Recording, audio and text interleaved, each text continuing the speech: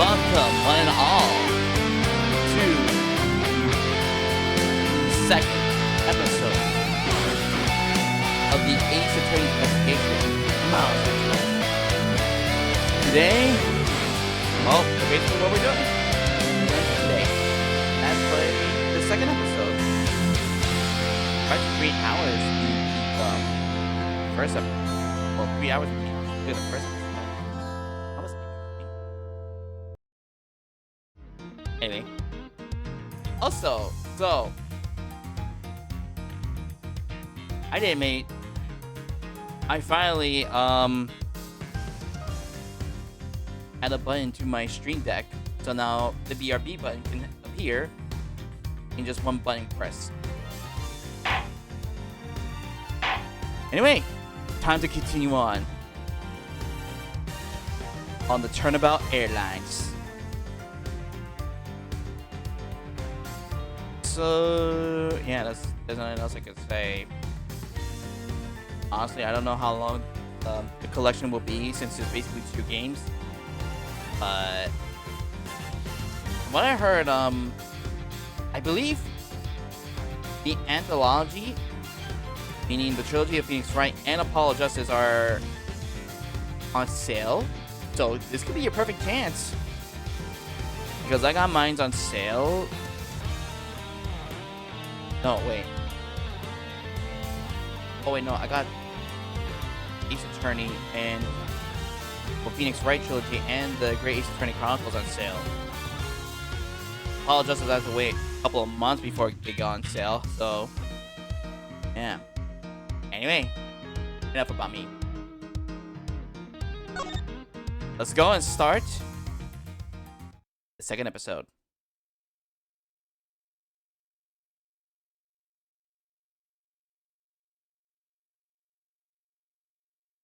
Turnabout Airlines.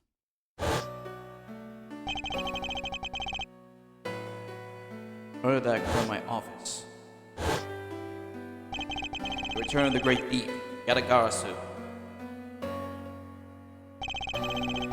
Thinking back, everything began on that fateful day, 2 days ago.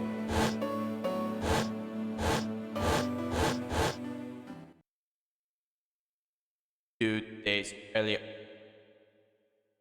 Huh?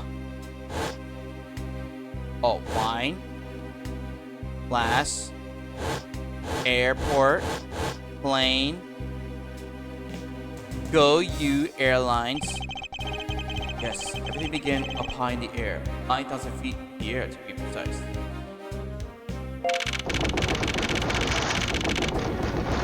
Thank you for our unit. We are currently experiencing some slight turbulence. We are all asking passengers, please return to their seats and fasten their seatbelts.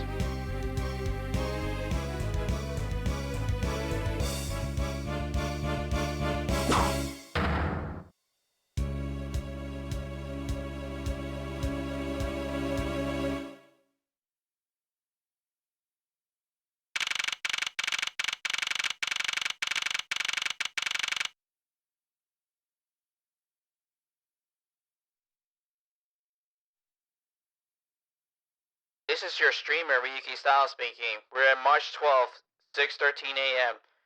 Flight G390, first floor lounge. Wow. First it happened late at night, and now in this one, it happened early in the morning.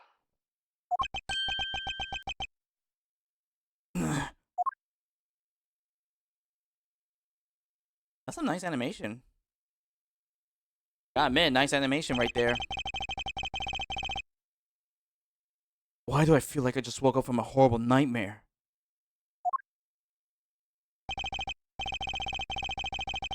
"6:13, huh?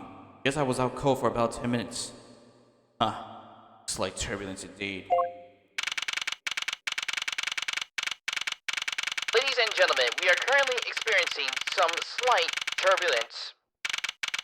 For your safety, we ask that you return to your seat and fasten your seatbelts. I suppose turbulence is to be expected on a flight, but admittedly I'm less than comfortable with anything resembling earthquakes. Hmm? What's this? A travel wallet. But it's not mine. What if someone else's travel wallet wind up in my pocket? My head. I want this headache go away. I'll take care of this travel wallet later, or hand it off to an attendant. From an earthquake like turbulence to the elevator!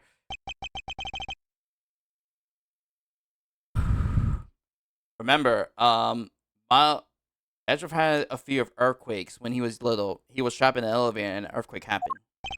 What am I doing hesitating like this? Actually, I know fully well why I hesitate. When I was still but a young child. I was caught up in the murder that happened in an elevator. Are they using this? Actually, no. I feel like this strong. No, I feel like the Shinny's different from the trilogy. How long am I gonna keep? How long am I gonna let my past haunt me? Just another bit. I'm a grown man now. I need to behave like one.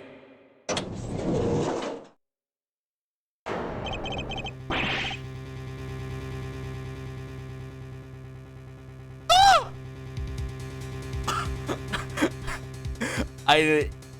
Oh my gosh! Oh my gosh! They killed Byakuya! No! No! Oh no! They killed Byakuya! Now he won't be able to be in Hope Speak Academy! What the? What in the world happened? Is there something wrong, sir? I must ask that you please return to your seat. Well, he's dead! Please calm down. We mustn't jump to conclusions without all the facts. What's wrong? Did something happen? You murder! No, you have it all wrong. It wasn't me.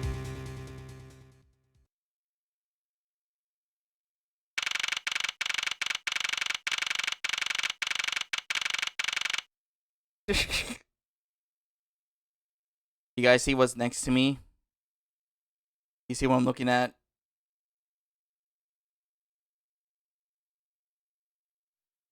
Attention passengers, it is now 6:41 a.m. We are now on this. You are experiencing the second floor of the first class with a rich man, a little rich boy, a guy in a life jacket who looks like he's constipating. Oh, and we also tied up the convicted murder.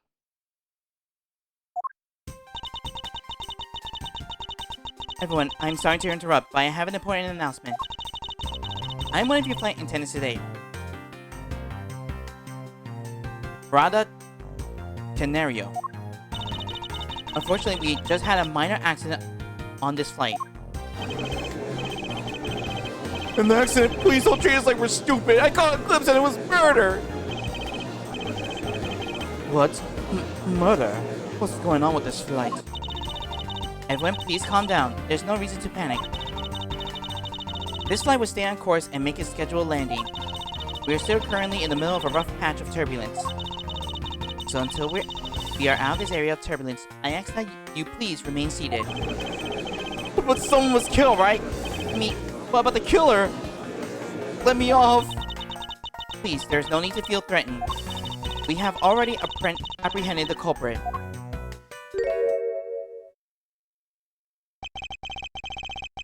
I ask everyone to please remain calm. What the heck is he talking about? Why should we remain calm? My name is Miles Edgeworth. I'm a prosecutor and I assure you I am not the killer. First, Maggie was accused as a potential murder. And now Edgeworth is back to being the suspect. Ha! Being a prosecutor doesn't make you incapable of murder, buddy.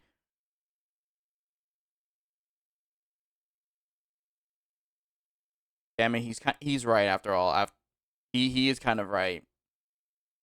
We have we've seen some times where prosecutors did murder someone.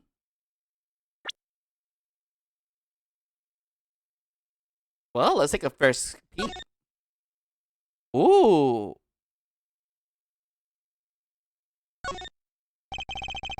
This badge design is set to reflect the reflectiveness and discipline of law enforcement. It comes from the authority vested in us as strict protectors of the law and executors of sentences, much like harsh winter, frost, and blazing summer days. Whereas to identify oneself as a prosecutor, I have no interest in doing so.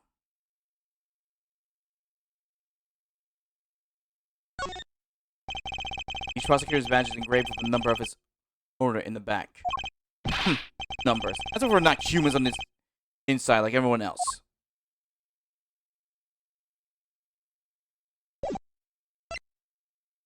Let's see travel wallet.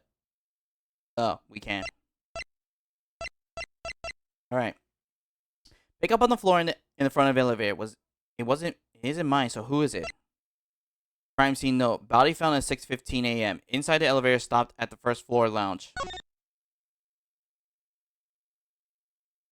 I can only see 2 evidence. Wait. Turnabout Airlines.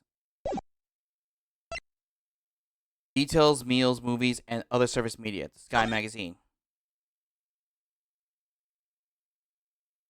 Old time show corresponding to our department time zone. Oh.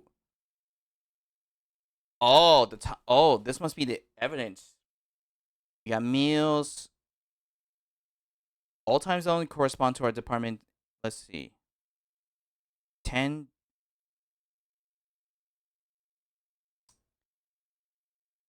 They don't have like a legends. Like, what does the pink one mean? Oh, we'll figure it out.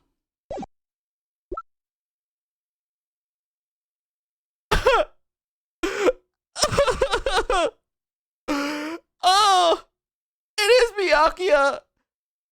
Well, kind of. His eye color is different, but still. Byakuya, he's gone. Oh no. Oh no. And even worse. My frame rate is honestly dropping. I'm just gonna wait. There we go, we're back. There we go, we're all back. A little bump in. So, anyway, where was I? Oh, yeah. Oh, Byakuya! The victim was seated first class like myself, but I don't know his name. Byakuya would definitely be on that plane. Would definitely ride first class. Run the Tenero. Go, you flight airline flight attendant charged with taking care of first class. Again? Frame rate drop? I don't know what's going on, guys. Seriously, I really don't know what's going on.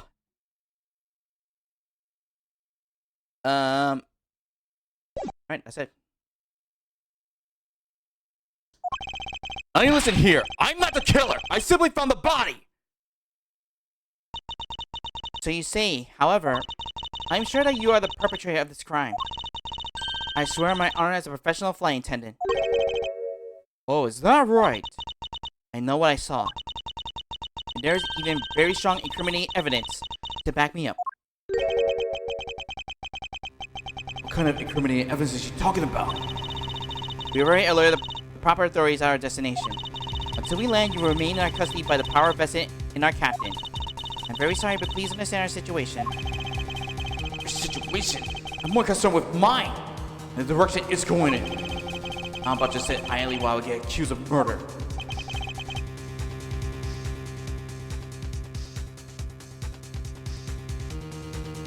I am not going. This is not going well.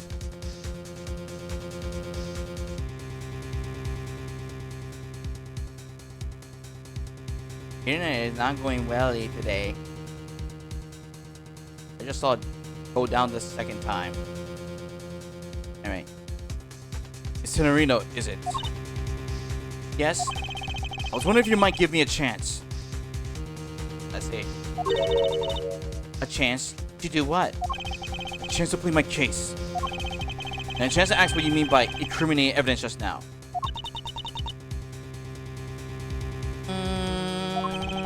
To accuse a passenger of such a grave crime without allowing him to give a proper defense. And the professional flight attendant inside of you can really call this action righteous? You have a point. Very well, I will listen to what you have to say. but be wary of what you reveal. I'm afraid you will only look even more suspicious if your explanation fails to satisfy. I also do not have the time to deal with you all day, so please make it quick. Of course, as you wish. Good, very well then. Let's get started. I know for a fact that I didn't kill the man in the elevator. Don't know what sort of evidence she has up her sleeve. I'm certain it's a fit with how the crime really occurred. Oh, we're jumping into the testimony. This is interesting. What Miss Tenario saw?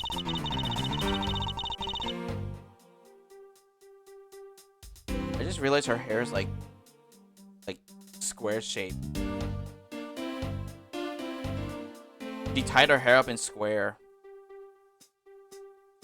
That is honestly what you see in like modern fashion art. Whatever. I swear to tell the whole truth as a professional flight attendant. Unfortunately for you, Miss Edgeworth, I am certain you are the killer. That was some great timing from that music. The scene I saw in front of the elevator. Okay.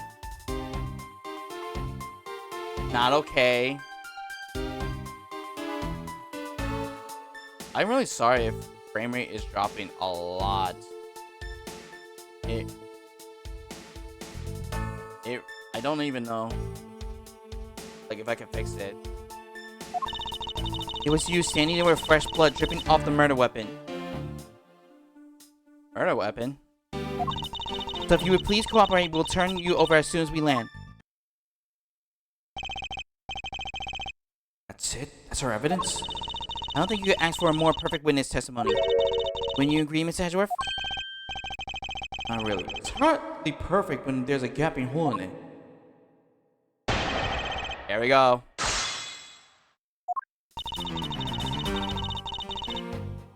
Okay, we don't have to press that.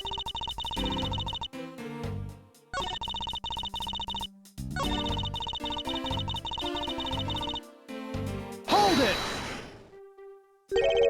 The murder weapon dripping with blood? Really now? I swear it was the grisly scene I saw before me. Thank goodness it wasn't a passenger who saw it, or there'll be a widespread panic by now. As I recall, you were quite panicked yourself at the time. Excuse me? You were scared enough to misread the situation and accuse me of murder. Nonsense! Professional flight attendants cannot afford to be that flustered. I witnessed the murder scene and am now listening to your defense with a smile. Apparently, you also lie with a smile on your face.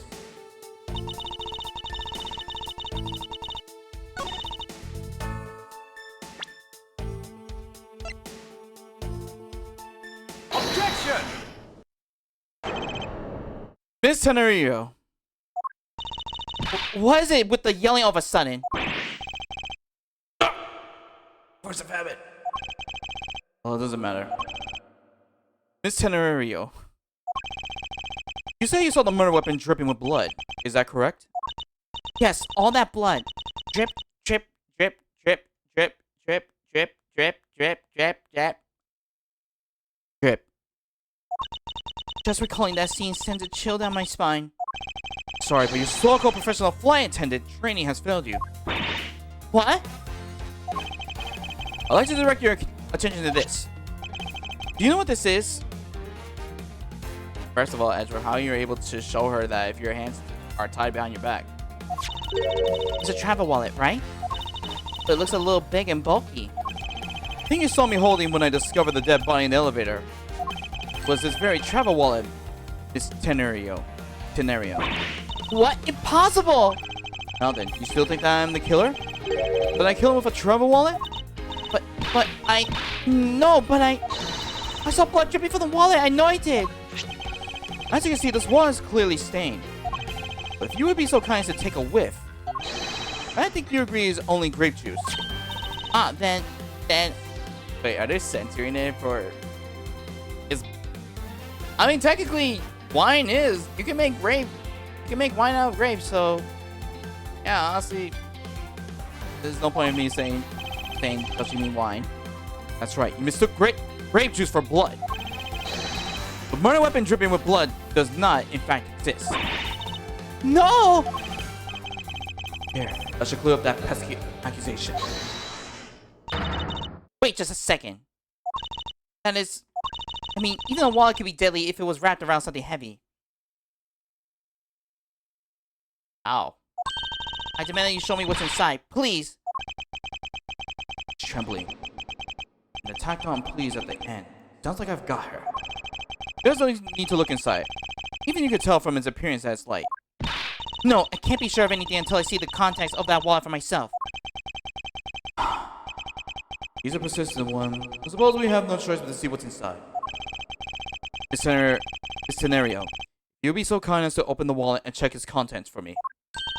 Alright. I usually don't pry into passengers' belongings, but we have no choice here.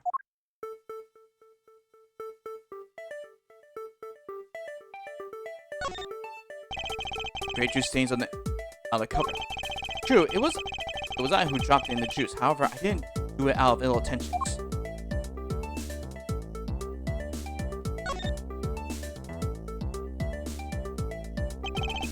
It seems that this passport is all that's in here.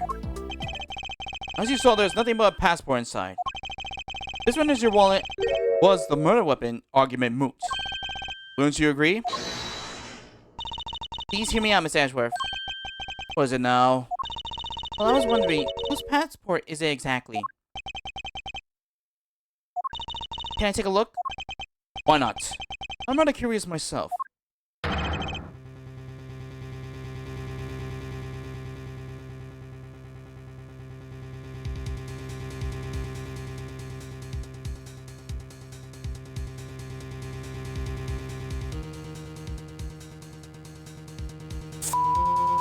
It's Togami's passport!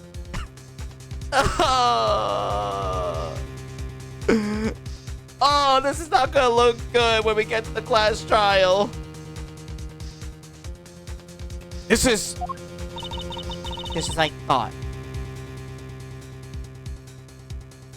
Republic of Borginia passport. Oh, I think that's Russian. Type P. Acme Hicks. Or Hicks Acme. Passport.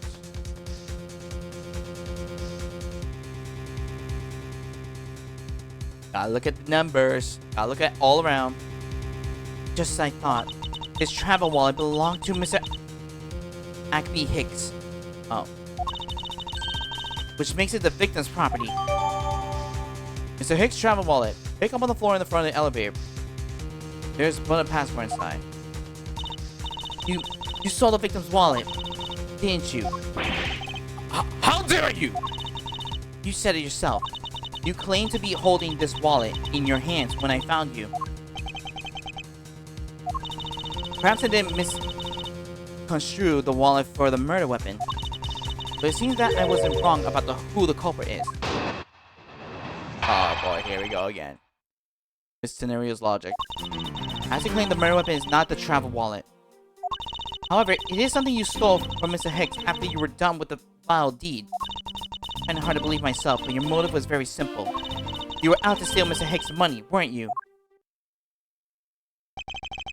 Even though I didn't have the murder weapon on me, you still suspect me. I see. You stood at the crime scene with the victim's wallet in your hands. How can I turn a blind eye and not suspect you of foul play? Oh, she's twitching. But anyway. Yep. Yep. Yep. Hold it! You think I was after his money? Where did that... What is that word? Where did that kakamai? Where did that kakamai get? I have no idea how to pronounce that word. Amami. Kakamami. I have no idea. I have no idea how to pronounce that word. Sure, you're also a passenger in first class, but I thought something was off about you and those deep etched lines on your forehead. They're not lies. They're perfectly normal and a part of my natural face. I don't think I ever met someone with such a terrible contents of a flight before. And that's when it hit me. You have the face of someone with money trouble. She really is making a fool of herself, pursuing this line of logic. You should spare her and present a piece of evidence that contradicts her testimony.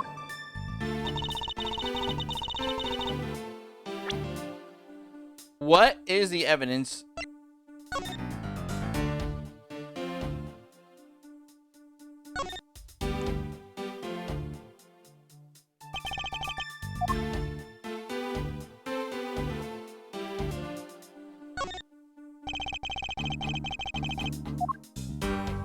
Wait, was that?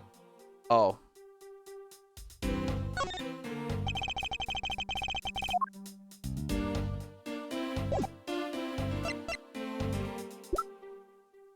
The victim was seen in first class myself.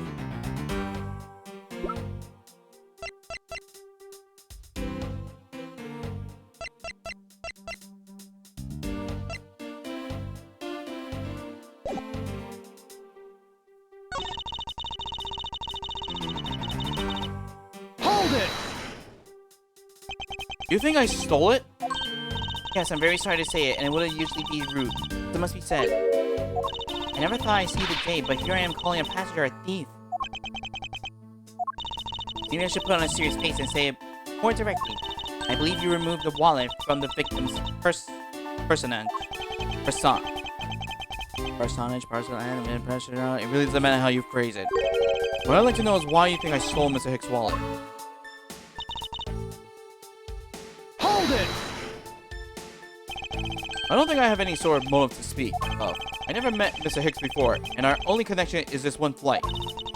That's more than enough of a reason. How did you figure? He was sitting in first class, and I think the implication is quite clear.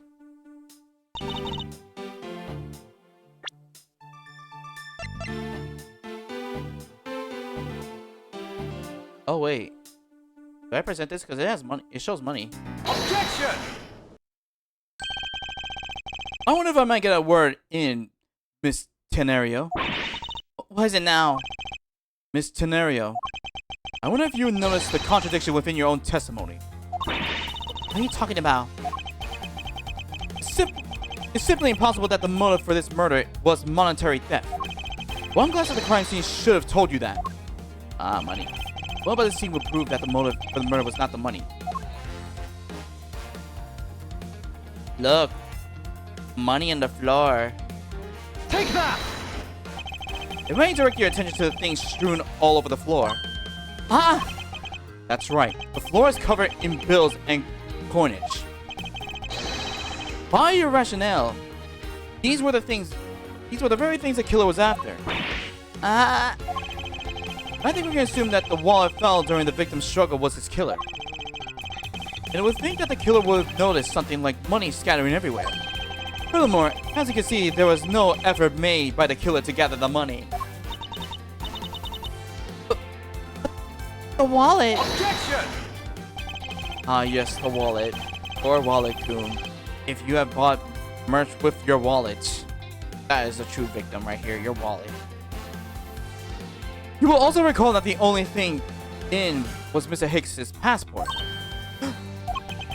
If you're really insisting that it was a crime based on greed, then you're claiming that it was all for an empty travel wallet. I... Forgive me! Please? Can't do the... Wow. Alright, what the heck? Who's that guy over there? Who's this guy? Like, the guy I'm covering, like my head's covering. Who's this? Who are you? Are you saying the attendant's wrong? This guy isn't the killer. Ha! Don't believe everyone. He's a trick. Will you all please be quiet? This scenario. Yes? You lost your cool when you saw the dead body. Plus, the lounge was dark and looking into the light from the elevator. It's easy to see how you mistook the wallet in my hand for the murder weapon. I take no offense that you thought that I was a killer. Mr. Edgeworth. Thank you for releasing me. I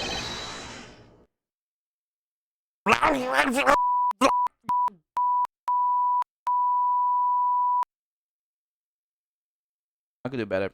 I'm gonna speak in monster voice.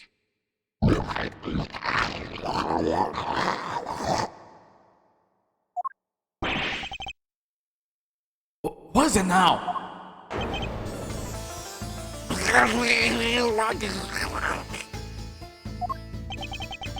Miss Tenario, if you could please translate, it'll be much obliged.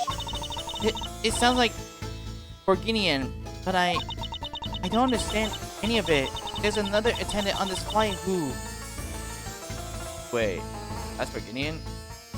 Why is the music sound like it's from Egypt? I thought it was like a Russian.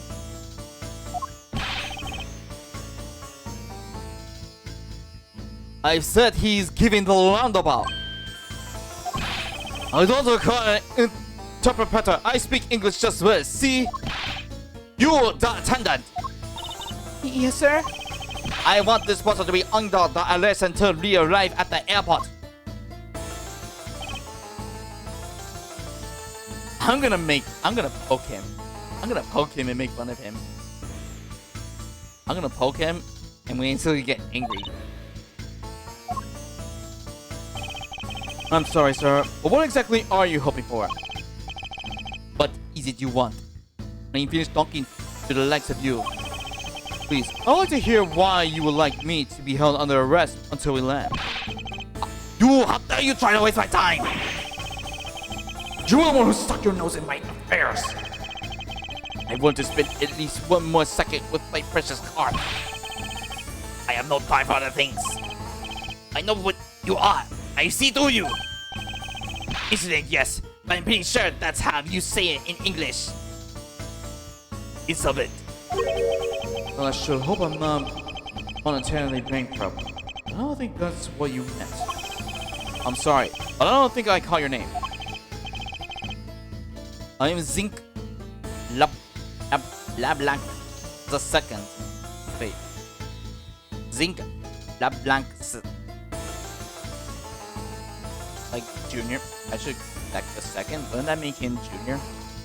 Zinc LeBlanc Jr. I am very wealthy man in Bourguignon. But I am not a more ordinary rich man. I am an art dealer. A rich seller of beauty.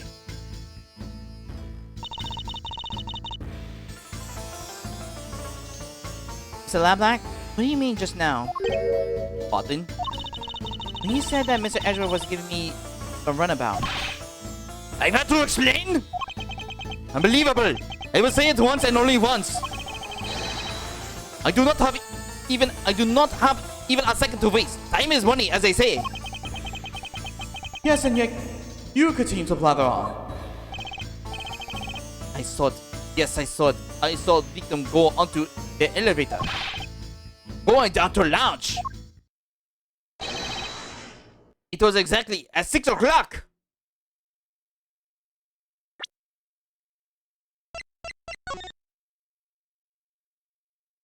Oh, crud, it's too... Oh, crud, I forgot. This is America. I forgot. I live in America. Which one is PM and which one is AM? Wait.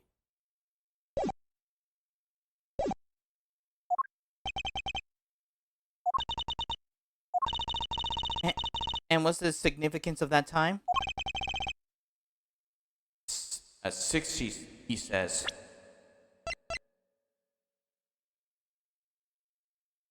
So in that 15 minutes, he was killed. Wait, you saw him at 6? What's the matter, Miss Edgeworth? He understand. I see. He's attended. What time did you discover the body? Well, it was a little after that patch of turbulence. So I say around 6:50. Hicks was his name, was it? Then I say that man Hicks was killed in the 15-minute time span. And the only person in the lounge at that time was this prosecutor, yes?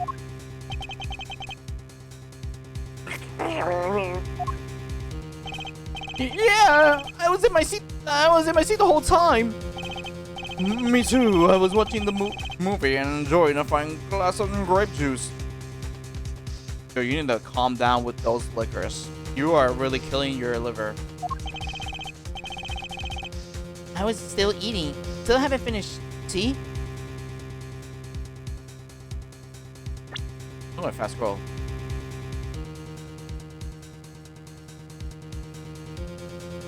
Oh crap, we're too late. Well, we don't know what time happened. The other passengers haven't. And now I'm gonna press R. The other passengers have an alibi, so you have no problem with them, I suppose. Ungeblickt. I see. Not a single word against this, right? I have no way of discontinuing what you have put forth at this point, but it wasn't me. Oh, so you say. But do you have what you said? That evidence? Mr. Hedgeworth, are you ready for the culprit? Are you really culprit after all? So Black, I suppose you are quite certain in what you saw, enough to give testimony? Of course! I was looking at the man the whole time!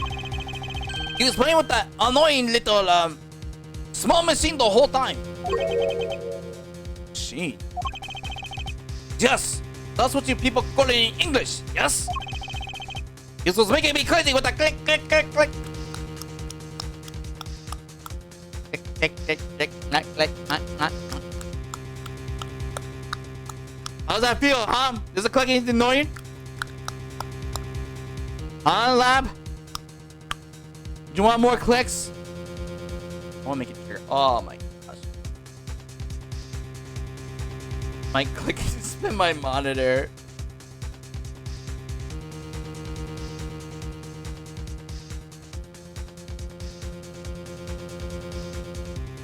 Surprisingly, my clicks spit the monitor, but not the mic. That's weird. From that description, it sounds like some sort of a small computer. I believe what Mr. Lapbank is talking about is a cell phone. I have to say, I did see him playing with it quite a bit myself. A cell phone? A laptop or organizer, I can see. That's kind of low budget. I hate that lousy little machine in his hand. Not a fragment of beauty. All it produces is ugly sounds. Just like the ugly sounds coming from your mouth. Anyway, I know what I saw. Miss Scenario. Yes? I was wondering if I might be granted permission to examine the crime scene. What? You want to examine the crime scene? If you would grant me a little measure of time, I'm sure it could produce the real culprit. I don't like the sound of that. Fox in the duck pen. Yes, I think that is how you say it in English. It's Fox guarding the hen house, and I believe my innocence was proven earlier.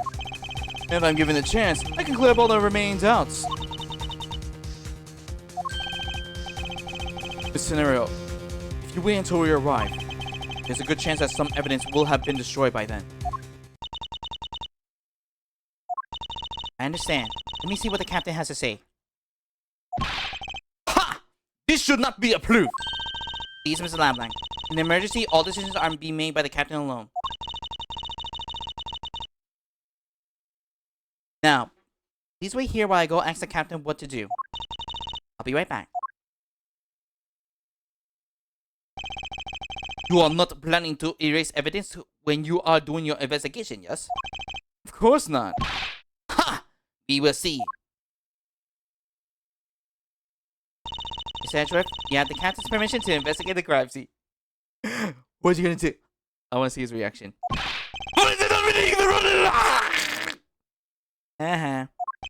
I'm in your debt, Miss Tenario. However, there is one condition. I am to supervise you. Can you agree to that? Of course. I see no problem with that stipulation. It's only natural that I am still a suspect in this case.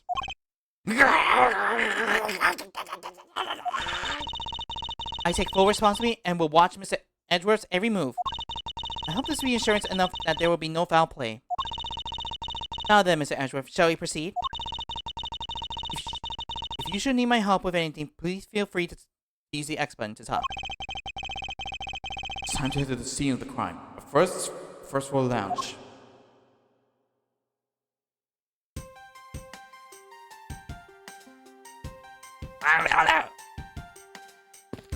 What's the matter? What's the matter, huh? What's the matter? Are you mad? Alright.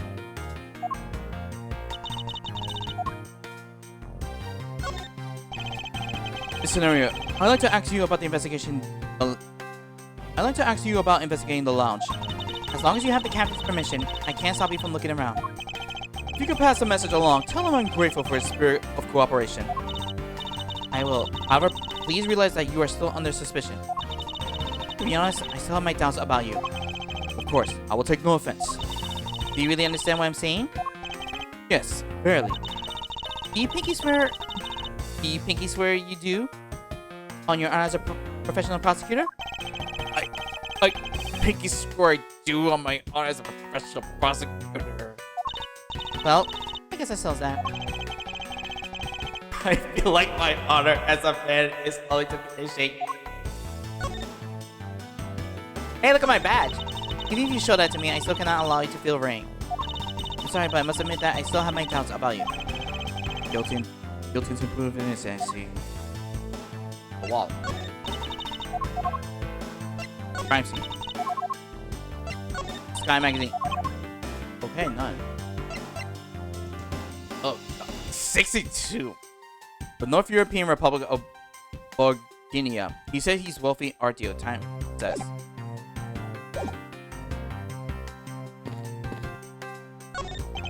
It's my seat. Fortunately, I didn't bring anything particularly useful for an investigation. It's not as I'm constantly prepared for such a thing to occur. This is Mr. Hicks' seat. I don't see the machine to Lablack was telling him about. Perhaps it's in the elevator. Maybe. We should probably head down to the crime scene now.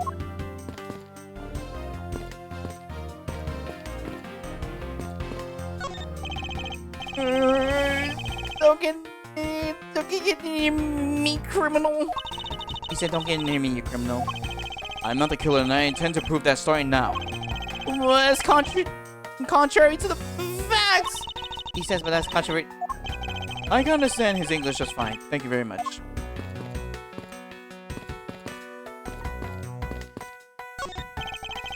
What's a lifesaver doing here? I brought it here at a flight attendant just be on the lounge. If something should happen, having one will save your life. I think this guy would have been better off not taking a plane to begin with.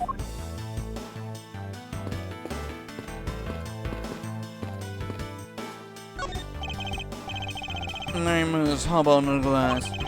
Excuse me, but I was wondering if you know anything about the murder. How about it? How about a glass together? I'm sorry, but I must decline. I wasn't talking about you. I was actually like cute. Oh. I'm sorry, but I'm on the clock right now. But if you need refill, I'll be happy to bring you another glass at any time. That's no way to talk to a lady. If only he was a killer. Remember they made it through the turbulence without scratch. Actually, we asked the drink vendor to clean up all the ones that did break earlier. And you mean to tell me he put all these up here after the turbulence? We're simply thrilled to have someone so interested in the variety of drinks available. I don't think that anyone should drink this much. There's such a thing as overhydration. In the real world, there's a thing called alcohol poisoning. If I may overview, this take out so awesome. That's great to hear. However, I would like to ask you a few questions. Yeah. Whole time, I don't know. Eat or speak. Please pick one. He chose eating. I think he chose to eat. Yes, I can hear that.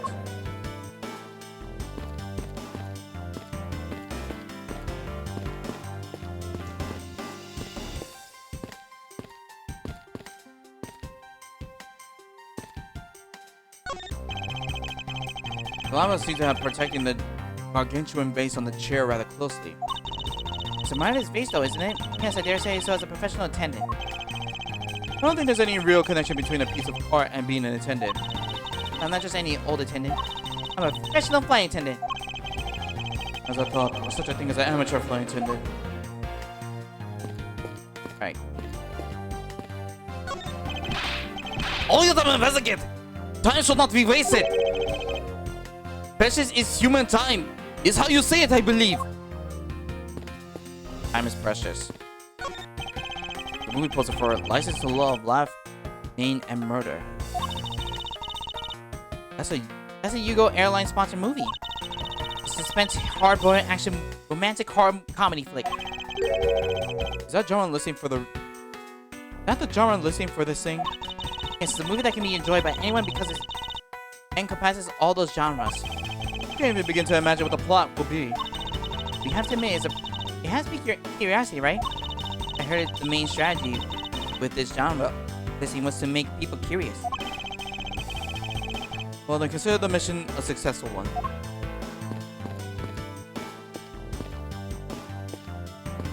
Oh, I can't go here.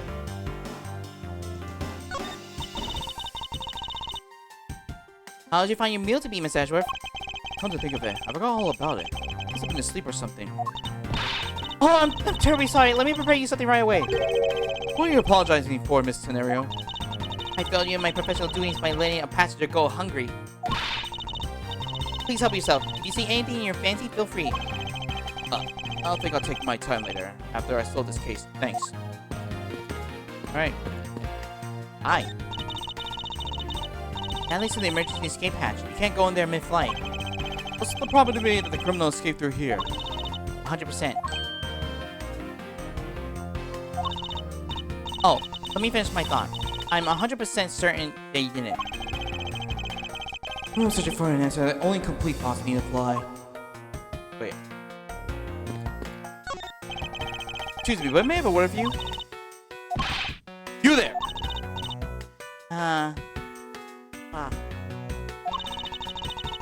If you need something, please ask Miss Rhonda over there, okay? What the? Hey! Wake up, you! I'm terribly sorry she's being so rude, Miss Edgeworth. No need for you to apologize. I just find it hard to believe she's sleeping on the job. If I were her boss, I see to be that her salary was cut so low that it was in the red.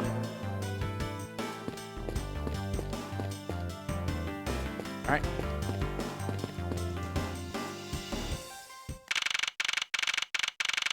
Flight G9. No, I'm going back to airline mode. Attention passenger, it is now 7:26 a.m. We're at the first floor lounge.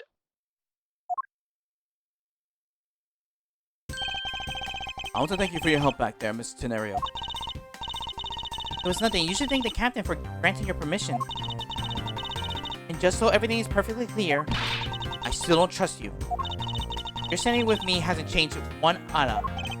I see. I will bear that in mind. I received an order from the captain earlier. He wanted you to know that we reserve the right to stop you investigating if we feel you are not making progress. And when we do, he asks that you please return to your seat at the time. So my time runs out at his and his crew's discretion, does it? I have to find a way to discredit Mr. Lablack's testimony before time's up. I understand. By the way, is there any place you could think of where the killer might hide on board? I don't think so. After every first-class passenger was accounted for at his or her seat, made through a search of the plane. As for business and economic class, no one can move between the first two classes and the first class without a staff key card. And we found no record of a key card being used at all. Which means that I have a first-class killer on my hands. At least I don't know that much for sure. One other thing. No one else has been allowed near this crime scene since the murder was discovered either. First for last. Let's begin. Now then, let's get started. Where should we start from? Let's start with Mr. Lablack's statement. The crime occurred between 6 a.m. and 6:15 a.m. During that interval, the only person in the lounge was myself, which would make me the prime suspect. However, since I did not kill Mr. Hicks, it means that the killer was around somewhere. Where was the killer? What clues point to where the killer could have been? If you were to believe that what you say is true, then yes. Then the first order of business will be to gather information with you to win your trust. Alright.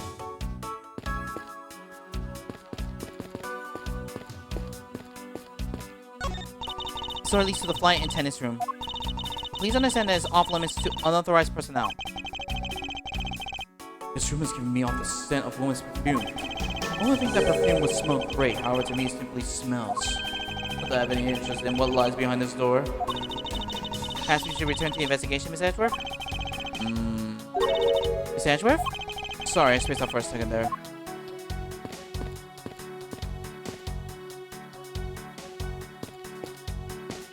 Okay. The grand piano is the pride of this plane. You can play the music of whatever CD we insert to the CD drive. That's not a piano, it's more like an overgrown music box. Ah, but its keys to press along with the music, as though there really is someone playing it. Some people have entirely too much money to waste. No, I meant to press that. To waste it on overly complex toys. These bottles and glasses must have been broken by the turbulence. Quite a bit of broken glass here. Please be careful when passing through the area. Thank you very much for the warning, Miss Edgeworth. However, no matter how kind you are towards me, know that it doesn't clear up any suspicion I have about you. I wasn't warning you for the sake of clearing my name. These counter windows offer a glimpse of the sky, but these clouds, they told me nothing. Miss Edgeworth, you look like you're talking to the clouds. That's so. Then tell me, what do you suppose I said to them? I don't know, but it looks like a rather one-sided conversation. Clouds, they tell me nothing. There are a few copies of the Sky magazine in the magazine rack. This one special is an English trivia quiz. That's not a bad idea. I find out that the youth of today don't know a particle from a participle. Now, please don't go around confusing people with made-up words, Miss Edgeworth. Whoever heard such a silly word as participle? Case in point.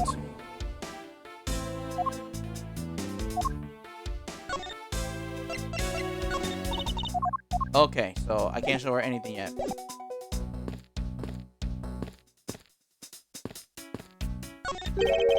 What or who is this? This is the bronze statue of the founder of Turnabout Airlines, Mr. Hugo Hughes.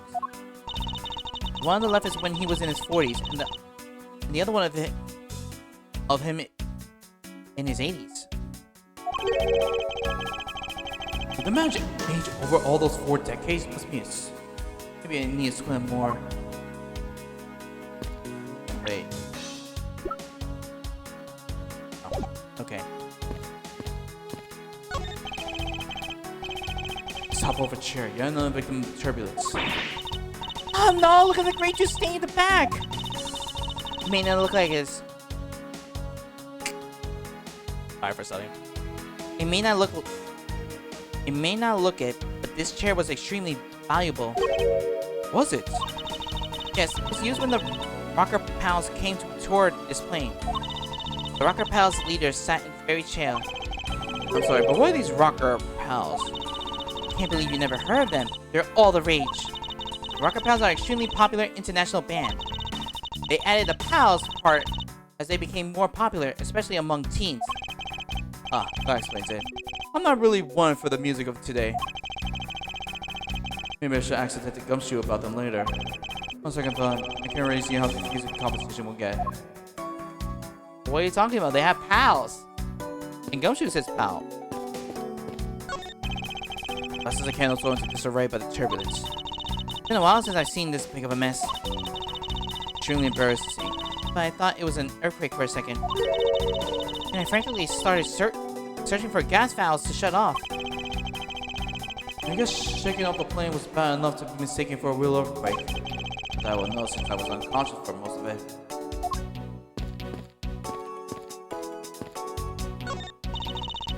The in-flight shop is just beyond these shutters. But we don't have permission to open them, so I'm afraid I must leave them closed.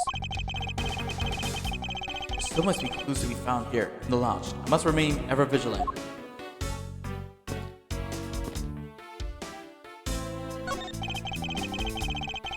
pity of the bronze statue knows when good drinks have been spilled at his feet. The statue of our founder was a big fan of grape juice. I'm sure he'd be thrilled if he knew so much grape juice was here at his feet. Is that a hint of a hero worshipping I detect?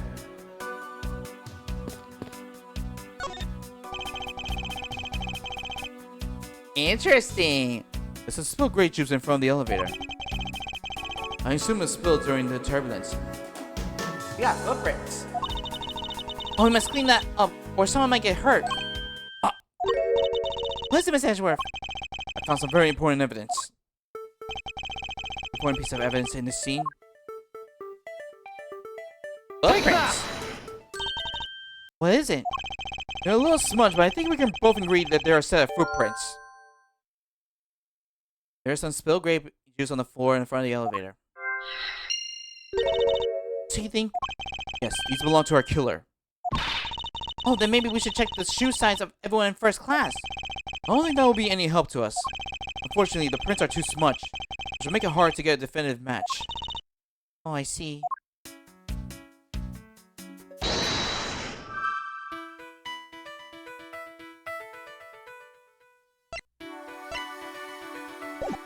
Oh, where it could have been. So I don't think that won't work.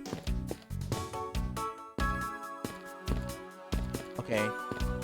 So that bucket is not evidence. Both floors is an elevator service. Only the first and second, although it can also go down to the cargo hold. However, that requires a flight crew key card. The only floors accessible to the passengers are the first and second, huh? The victim's body was found inside the elevator that connects to the first and second floor. Only the second floor is accessible to the passengers of the first and second. I won't rest until I inspect every suspicious looking nook and cranny.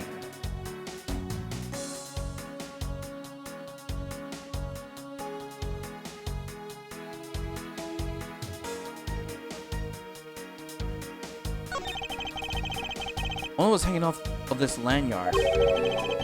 Something's missing from this picture. Now if I could just put my finger on it. I thought anyone was expecting to find a dead body in an elevator on this flight.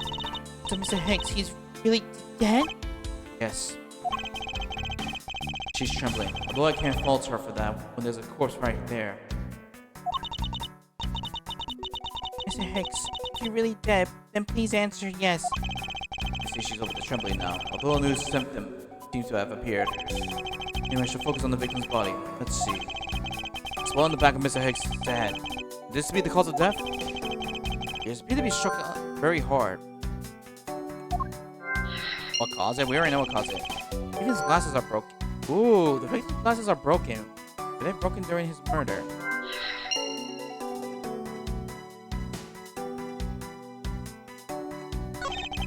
Money strewn all over the floor of the elevator. So I guess it was all in Mr. Hicks' wallet at some point.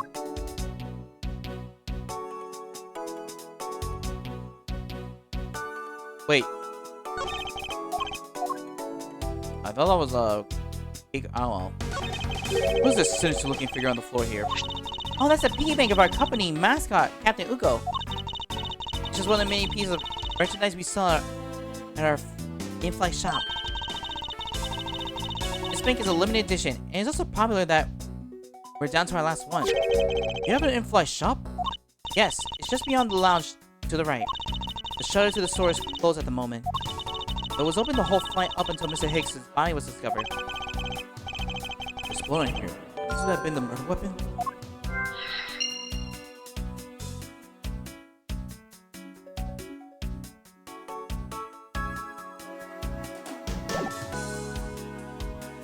Wait, really? There's more?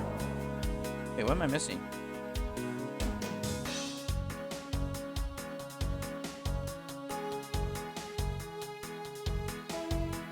Oh, I see it. Something in his pocket. Something's sticking out of his pocket. You won't mind if I take a look what's inside. Hmm? It's a picture. Look, he was taken inside of a building somewhere. Poor Byakuya. Oh, what is that? Oh, Mr. Hicks says Daniel John down.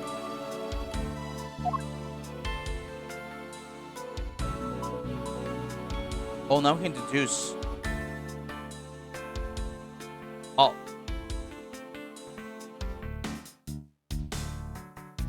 There we go. Spot someone connected to any of the evidence I hold. Eureka! Hicks' machine is nowhere to be found. His machine? His cell phone, Miss Tenario. Oh, so I guess it's because it's not here. Yes, I think we can safely deduce that the killer took it. The victim supposedly had one, but it has gone missing. Did the killer take it? There's still more?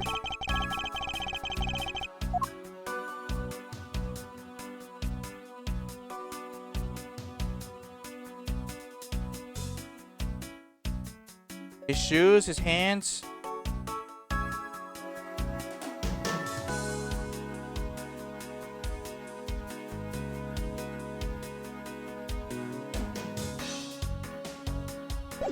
I don't know.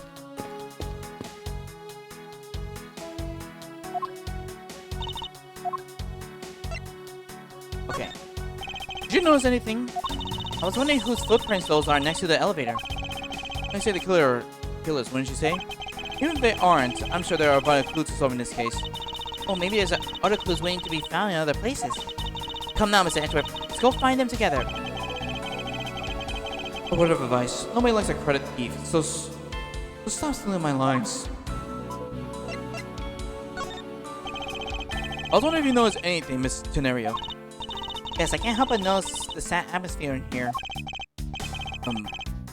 Yes. It is rather a tragic crime. I'll say, robbing the poor man after allegedly hitting him to death. Talk about rubbing in the salt. Bludgeoning him. Oh, I said it perfectly. I can't forget someone who would do this to a passenger of mine. I swear as a professional flight attendant that I will capture the culprit with my own hands. And I promise as a prosecutor to solve this case with the logic and deduction. I should go over all the leads I collected so far one more time. The key to solving the lies is the intersection of my logic and the evidence.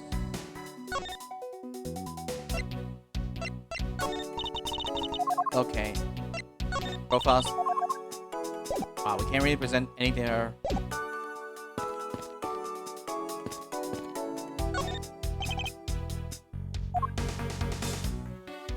His butt? No, no, no. Oh! Some great juice was residue on the soles of his shoes, making it highly unlikely that Mr. Hicks entered this elevator after the turbulence. There we go. Alright. Okay.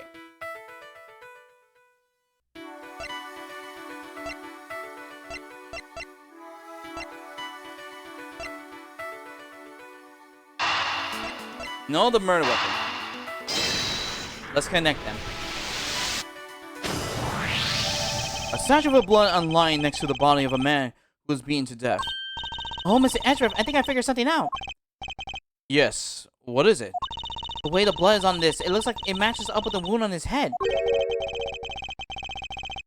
Well, aren't we deserving the master of the obvious title? Well, what do you think, Mr. Antwerp? Don't you think that is worth investigating? It would appear that this figure is our murder weapon. Oh, I just knew it. I mean, I can't think of any other connection. Perhaps Master of Oblivious will be more befitting. Captain Ugo Piggy Bank. Usually on display in the in-flight shop. Found on the crime scene with blood on it.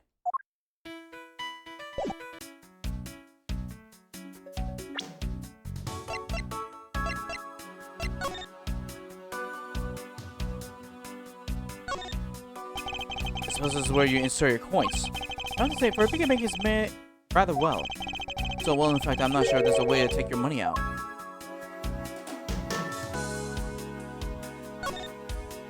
It says Go You Airlines. You know, I've seen it occur a lot recently and it's been bothering me greatly. Why do some brands of it think it's acceptable to simply smash two words together and call it a day?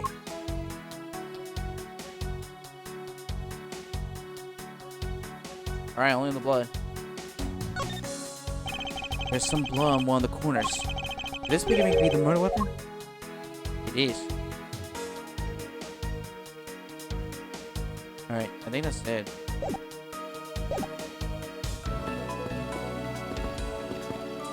Alright.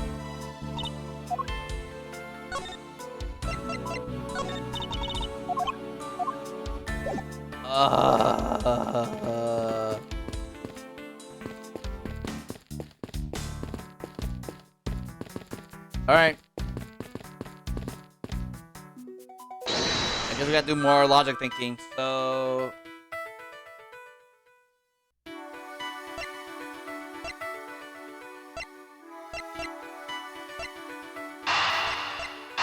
This is the only one I can think of. Not exactly a shining example of perfect line of logic. Okay, where was the killer?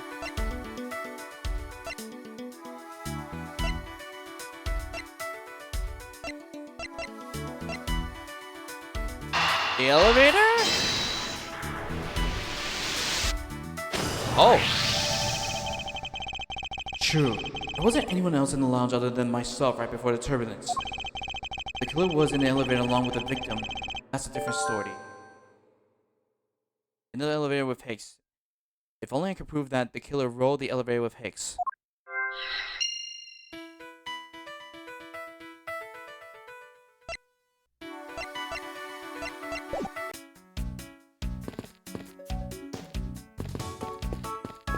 Oh no, we gotta do more thinking. Alright, here we go, more thinking. So, who in the elevator with Hicks?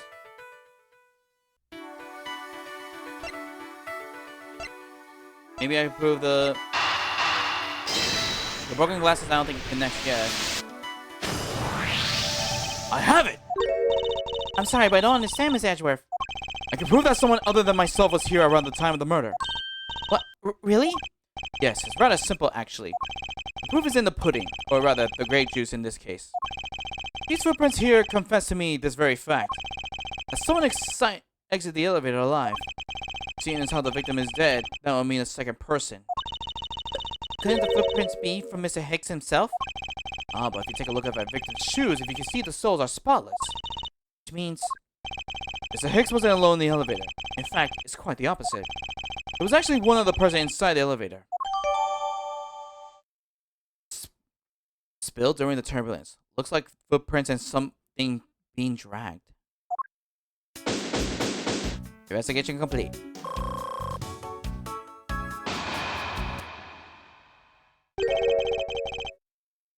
What's going on over there?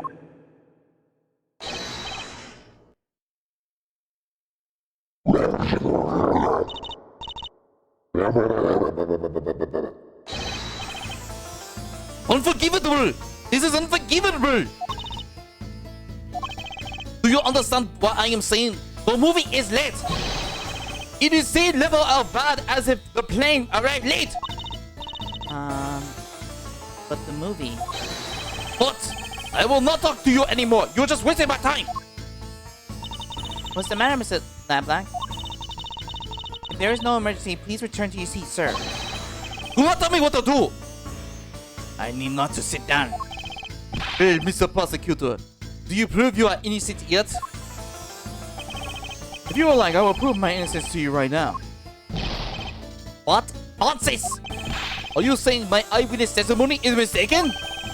Not mistaken, merely that there is room for doubt. I'll be most honored if you could please tell me what you saw in detail once more. Fine, suit your seat. Aw, man. But I saw it. I am certain I saw Mr. Hicks enter that elevator. It was when the needle on my pocket watch pointed to the 6 and the 12. The body was discovered 15 minutes after that in the lounge, yes? Then you, the only person in the lounge at that time, must be the criminal. The labless conscious conclusion seemed to make logical sense. After all, the only person in the lounge at the supposed time of the murder was me. So, my eyewitness testimony, if you think you can destroy it, then come, let me see. Hurry, do I look like a man who is having the time to wait for you? Why is he so irritating? I'm the one accused of murder here. Anyway, I must find a way to discredit Mr. Lablack's account somehow and fast.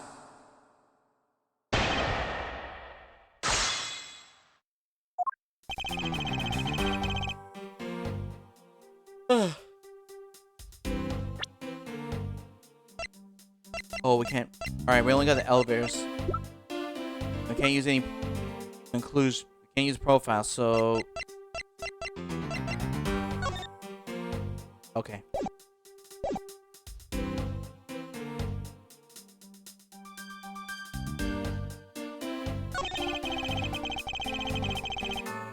Hold it! I assume the pocket watch in this case is the one you kept checking. Is that correct? Oh, you notice? It's a very expensive ante. I'll have you know. The feeling is wonderful when I really wind it up by hand. I just want to check the photo one more time, just in case.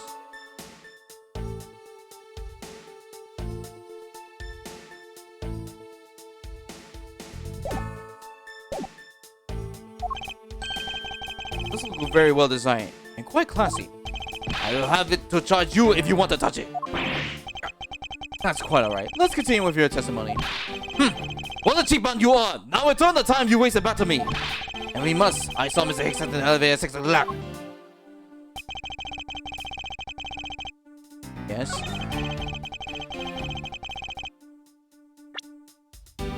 I can only show the footprint, so... Objection! Your testimony just now Yes, from the old work contradictions. Oh, you are correct. But what does that have to do with our present situation? Well, compromise the parts against and speak. I dare say I do not need such a double talk. My orders are clean. That's so well good, however, but this piece of there's no value in that. I'm not interested in buying that for you. There's plenty of value in it. Just even superficially. Hold it! That's the most mistaken way of thinking I ever heard of. Holding it! No. You see, the opinion is what is mistaken. He's calm down to both of you. In a sense, you are both mistaken. Well, that isn't the pot. Killing the killer black. I don't know what it is. Jimmy has a lot of confidence in his testimony. Alright, so we gotta... Hold it! So I'm like, were you able to get a good look at the inside of the elevator at that time? Well, of course, what I saw was inside. And are you sure the victim was in the elevator alone? Yes, the only person that was Mr. Hicks's man. This other person is a bit too important to let go.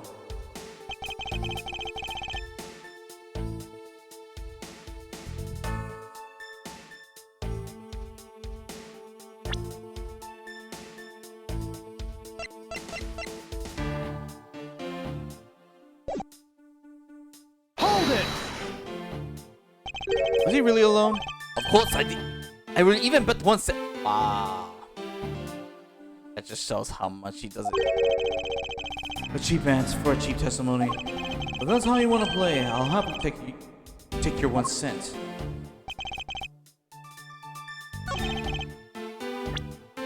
Is this where I show the... Objection! Yep. Mr. Lablack. What is it? There is a very glaring contradiction in your testimony.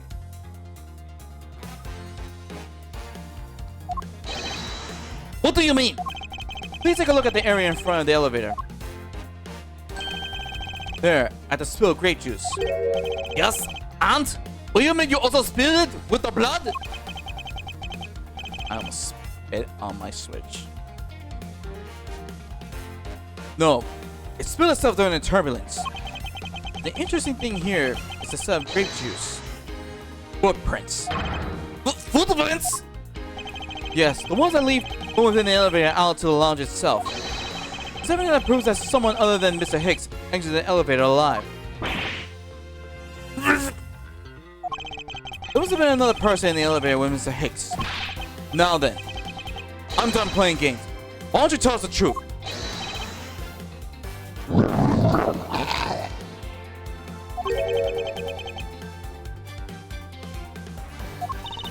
Can you please translate for us?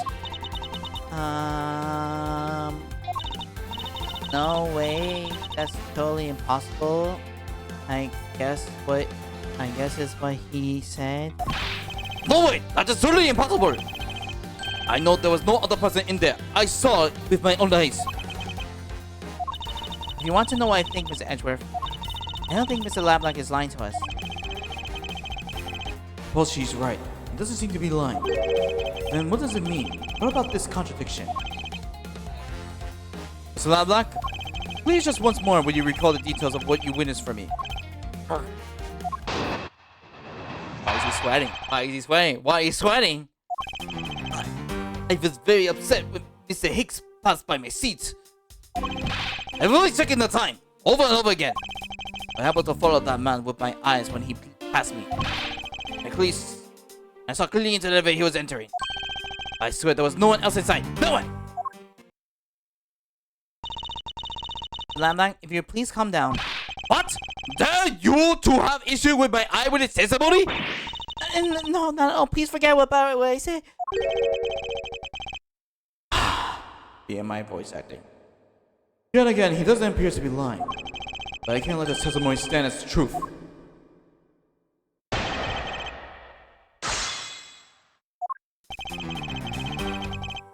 Hold it! So are you still upset now? I'm always upset! The only time I am not is when I have a piece of art in my hands.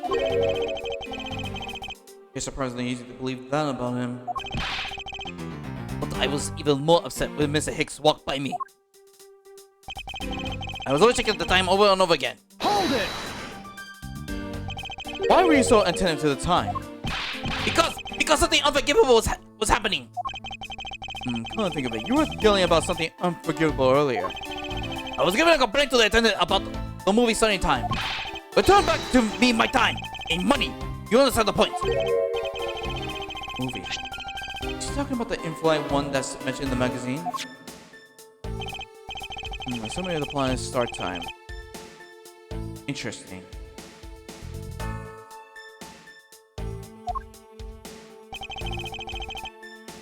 It was supposed to show License to Love, Laugh, Mine, and Mother. I couldn't see that movie in my country. You could only see it in international flights. I look forward greatly to that movie. I check my pocket watch whenever possible so I would not miss it. I even set my pocket watch to the destination time when I came on board. So my watch is not wrong. It matches the schedule. The movie is still late. Very, very late. Hold it! Your pocket watch. I'd like to ask you a little more about it, if that's alright. The movie I want to see would not start, so I checked my pocket watch many times.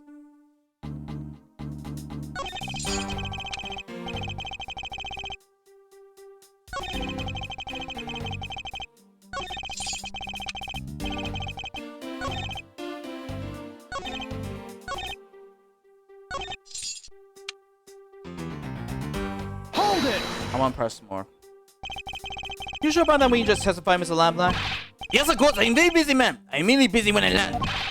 I have many places to go. No time to waste adjusting my pocket watch.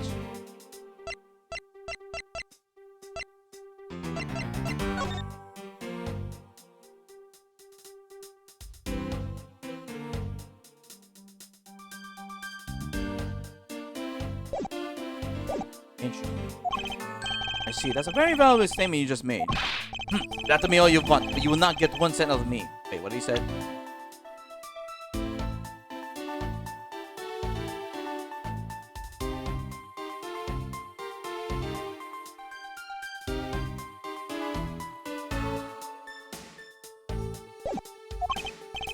That's alright. All I require is this piece of testimony.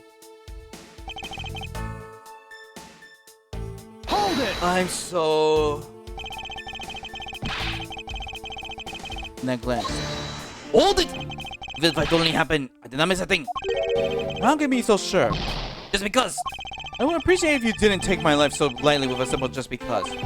Well, I was only making a joke. I saw Mr. Hick, alright?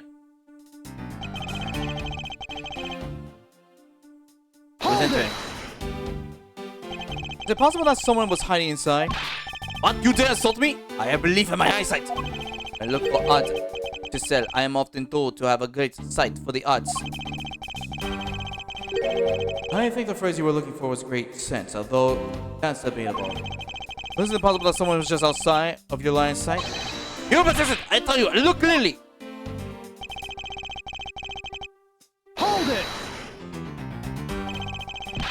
Why do you insist that you're absolutely not mistaken? That's what I said. I am wrong. I'm not wrong. I am not wrong. Mr. LeBlanc, if I may, I think beyond misconceptions and mistakes lies the truth. Wearing that suspicious mirror is something I told her funny only a little while ago. I actually don't think Mr. LeBlanc... I don't think he's lying either.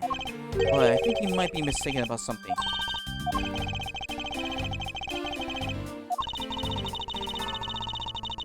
As this professional attendant shall witness the power of a professional prosecutor.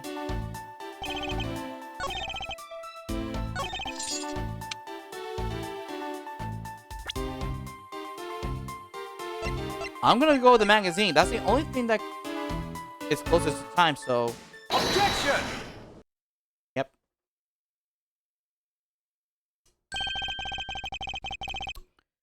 Mr. LeBlanc, you said this just now in your testimony. I've even set my pocket watch to the destination time. I set my pocket watch to the destination time when I came aboard. Now, if your watch has been set to our destination's time zone, it would mean that your watch is displaying the time of our destination.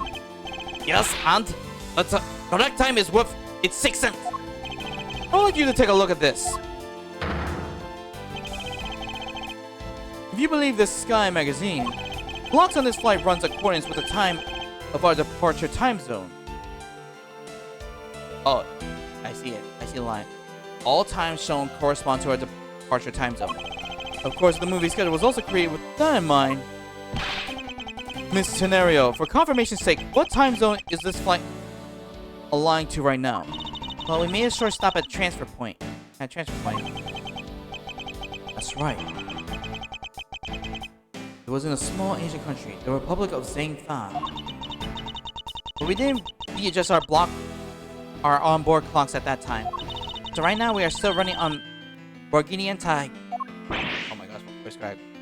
What? The time difference between Borgania and our destination is 9 hours. In that case, it's only natural that your watch would be out of sync with the schedule. What? Furthermore, your analog is set to our destination's time. With your analog watch set to our destination's time, we appear to be running 3 hours fast when compared to the flight's onboard clocks. It also changes about your testimony, and you can bet 1 million cents on that. Let me see what's 1 million cents.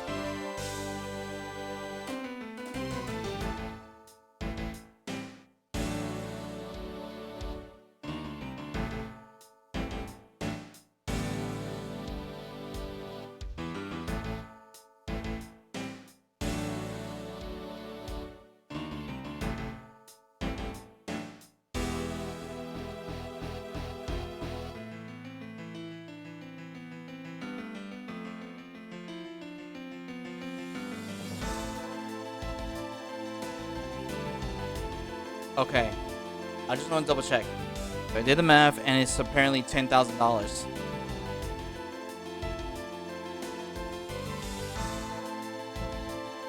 Just in case.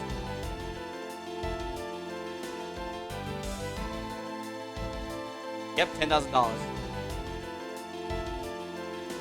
Oh, wait! I did not. Sorry, I didn't know. I did. Oh, I was using the numpad. I forgot. I'm sorry. I'm really sorry.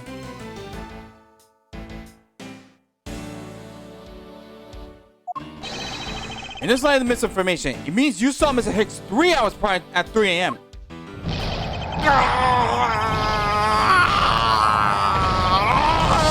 I was leaving his head!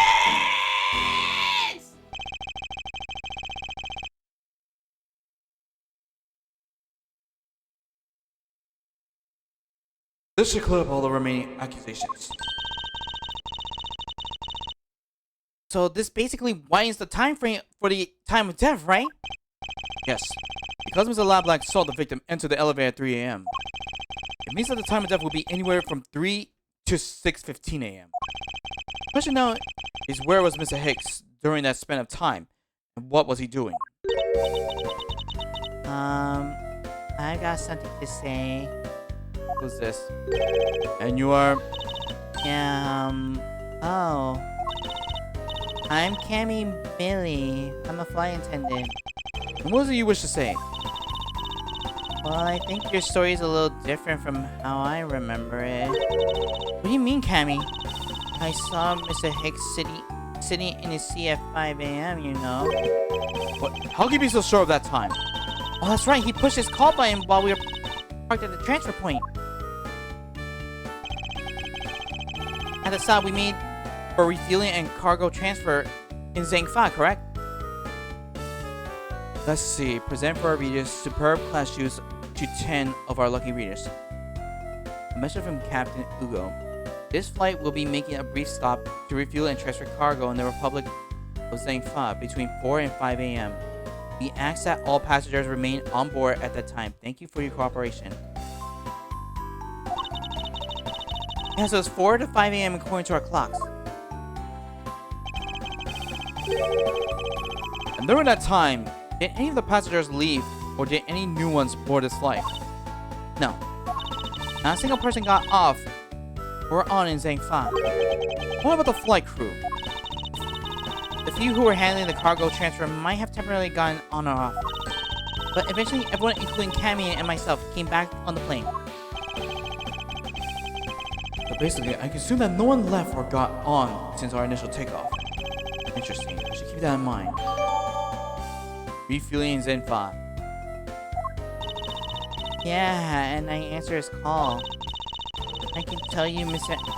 Acby Hicks was there in his seat when we took off at 5 a.m. Miss Maley's testimony. Mr. Acby Hicks. Mr. Hicks was there in his seat when we took off again at 5 a.m. Alright, then that puts the time of murder between 5 and 6:15 a.m. Okay, and now what time did you come down to the lounge, Mr. Edgeworth? I remember coming down here almost as soon as we left the Republic of Zenfa. You were here the whole time from 5, yes? And you are the only one who could be the killer. Mr. Edgeworth, were you really in this lounge the entire time from 5 a.m. onwards? Fortunately, yes. But then, how do we explain the footprints? Is not that obvious? This man waited for Mr. Hicks here in this lounge, waited to kill him. And then he put the ghost into an elevator. That's when the turbulence happened. My eyewitness testimony may have been mistaken. But what time I saw Mr. Hicks enter the elevator on the second floor does not matter. Because the entire incident concluded here in this lounge. It didn't happen in this lounge? Is that what you really believe, Mr. Lablack? Well, do you have another idea? I simply feel that there is something out of place in the scenario you presented. Is there something that can tie this crime to location other than this lounge?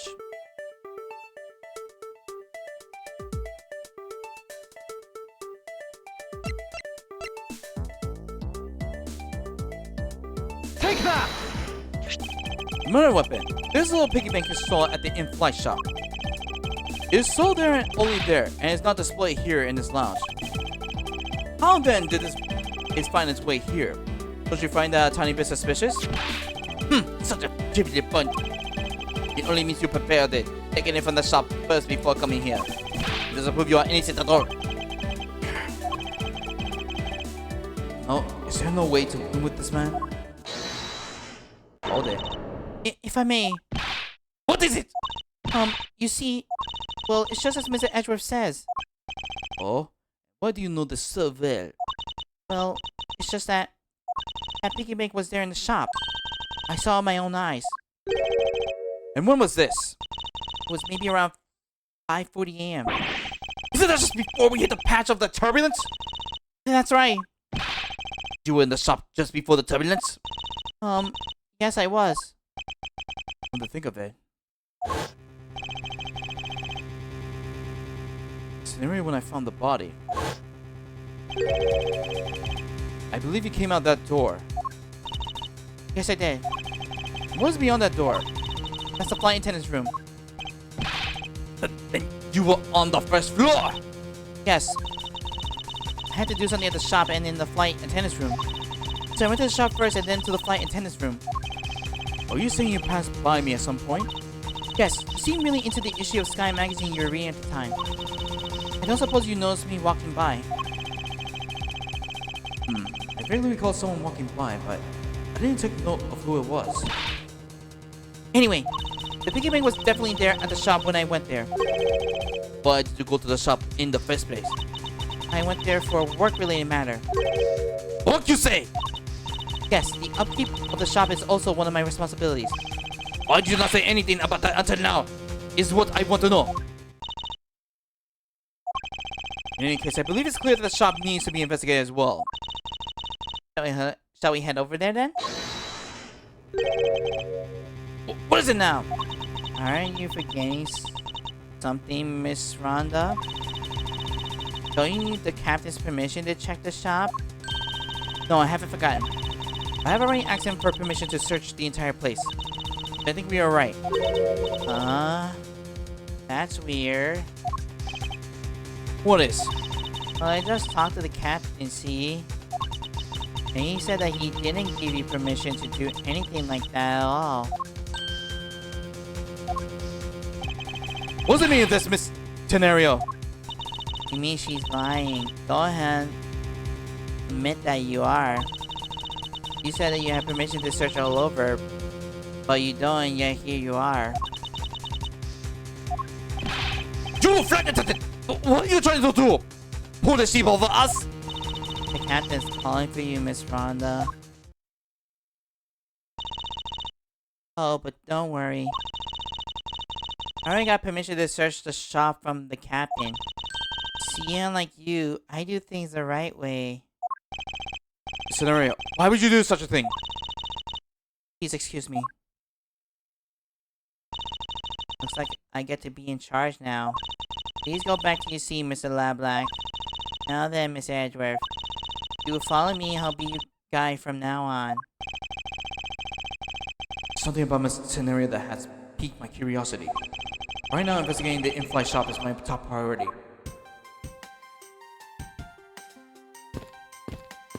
Aren't you gonna follow me?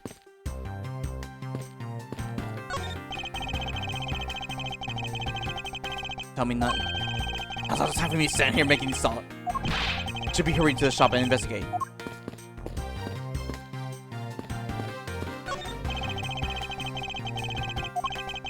Yep.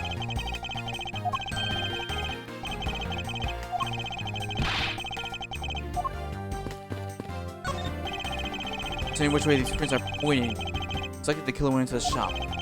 Really making my way over there now. I think he just said the same thing. So let's see. It actually appears to be Sachi and Lilo. Must be the altitude. Yes, that's it. Yep. Remember her to take another look. The machine that should be hanging up here must be still on this plane somewhere. I think I was expecting to find a dead body in the elevator on this flight. The victim say I'll do anything in my power to bring this to a speedy end. There was just the one picture in his pocket. No great Jews residing in the soles of the shoes. It's getting highly unlikely that Mr. Hicks entered this elevator after the turbulence. Captain Ugo here was probably used to hit the victim on the back of the head. Money shoe on the floor. This was all in Mr. Hicks' wallet before the incident.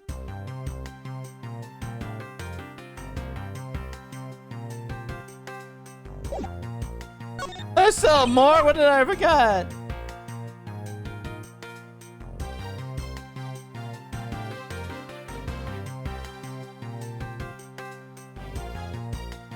Did I forget something?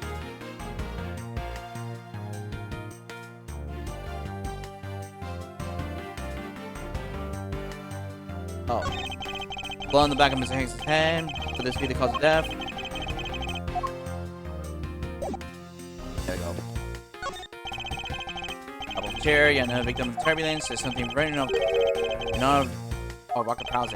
There's the impression that this chair has nothing to do with this case. Realize Google Hughes. I don't think that's what they meant to write.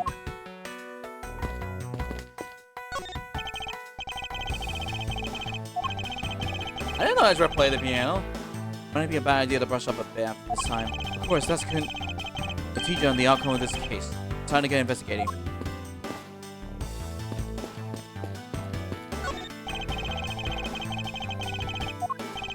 There's quite a bit of broken glass here. Please be careful when passing through the area.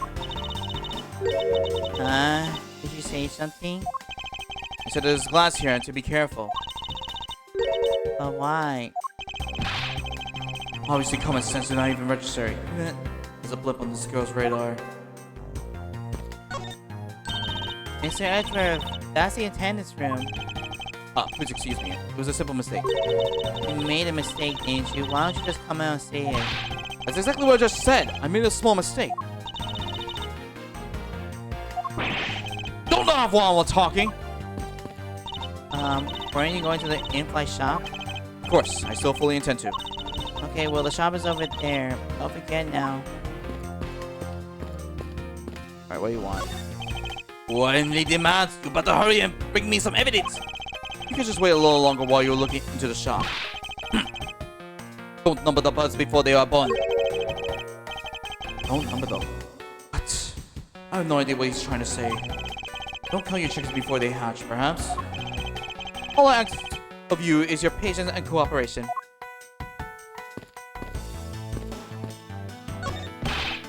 Miss Bentley, about investigating the in-flight shop. You are no use as me sleep. Wake up! What's up? I need you to come with me so I can search the shop. Go ahead without me. I'll catch up with you later. How has this woman not been fired yet?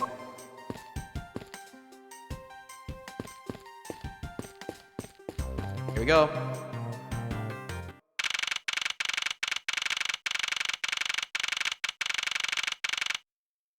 Interesting. Anyway. The captain speaking. Today is right now 8:32 a.m. You are currently looking at the first floor in-flight shop of flight G390. So this is the flying shop. It's quite a mess here. You think? Guess I have to clean things up here then. Hold on! You can't clean up a potential crime scene! Oh, thank goodness. I hate cleaning so much. I must have rushed things here. I must remain cool, calm, and collected. Because this picky make was left at the scene of the crime. Very good chance that the killer had paid this place a visit. In-flight shop begin. What are these? Oh, those are our company's completely original line of suitcases. They're practically flying out the door. That's how popular they are. You should buy one and see how you like it. You won't regret it. Perhaps that's how things work on this flight. But in the real world, you try, then buy. Oh, wait. By the way, it doesn't really matter. True. By the way, why would anyone have buy a suitcase after they boarded this plane? Anyway, see that? Just look at the Captain Ugo heads painted on their cute company mascot, isn't he? They're painted on with a lot of care. Oh. Doesn't he look like he's about to jump out at you? It's certainly making something jump inside my stomach. Huh? Oh, I guess there's no fooling you refined taste. Look, you wanted to get one. And I thought I was going to finally make my first sale, but you saw right through it. Glad that's done though. Never make me try to give you a sales pitch ever again, okay? I never saw any interest in it to begin with. It's really pretty horrible, isn't it? You wanna know something? This suitcase was designed by Miss Rhonda. This scenario designed this? Yes, it was a company-wide contest. Oh, well, it does have a very sharp design sense. Sharp. Like stinky sharp cheddar, maybe? I have no idea why the big wigs decided to go with it. So bad. The scenario designed this, did she? It's definitely not what I expected. Ah! You okay? I'm fine. Please watch yourself, Miss Millie. The suitcase really rolling around has got to be a safety violation.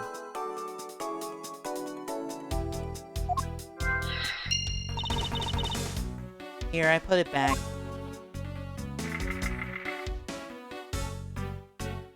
Odd.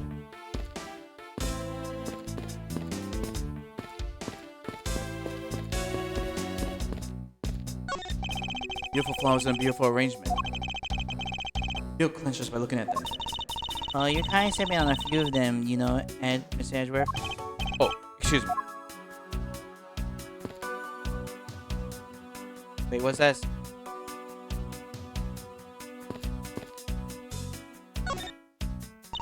I don't know much about the shop, but you can still ask me about whatever. Oh.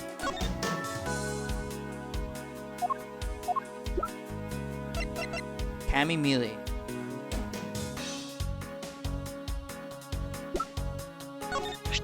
Oh, I love to have this piece of jewelry. Can I have it? No, you may not. This is a prosecutor's badge. Hooey. Then why did you show it to me? I wanted to prove to you that I really am a prosecutor. And that it's not possible for a prosecutor like me to commit such a crime as.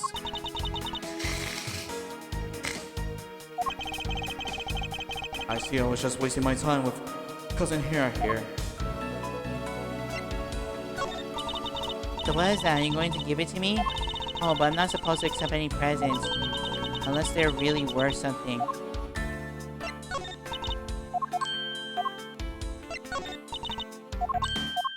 Nope.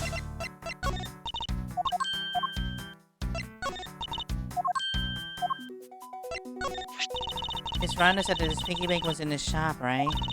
Did you find her a tiny bit suspicious? I don't think I can say either way yet. There's not enough evidence to convince me that she was lying about anything back there. Are you sure about that?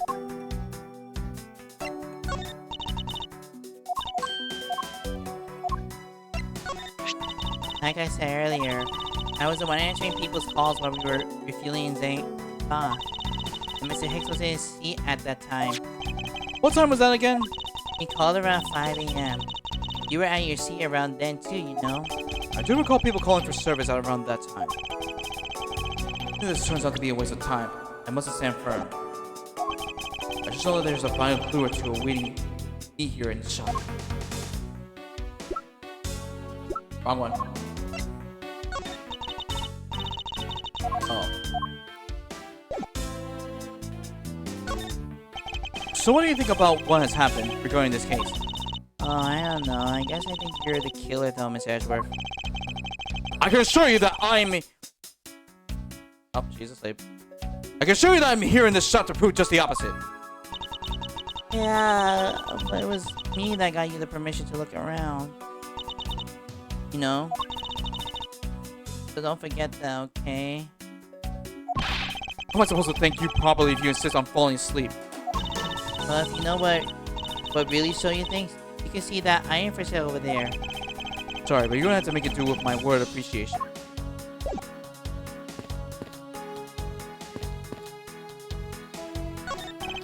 Inside this display case, the roll of lightsabers and life vests for sales. We saw a lot of those when there's some kind of accident or something. But some people buy them even when nothing's going. How about, Mr. Edgeworth? Care to buy one? I sense that this shop is one shop away from being sued.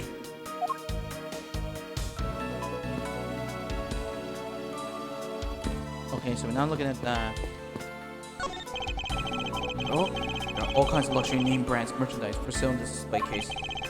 In London with such a manner as to scream, "Buy me," to any passerbys.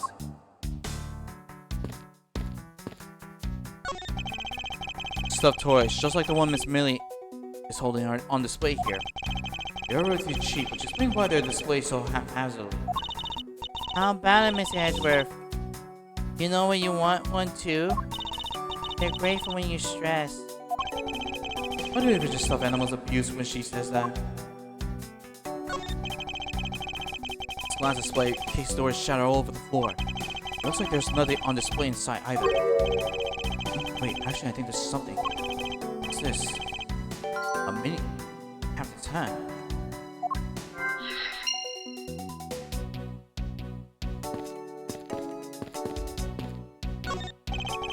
A wide selection of souvenirs for sale in these display cases.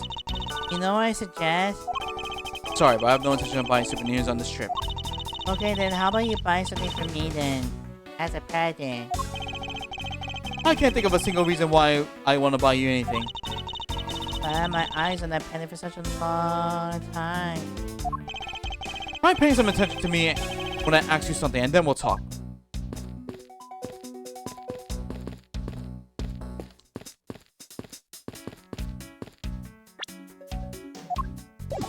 Alright, that should be everything. I think I know what I can do.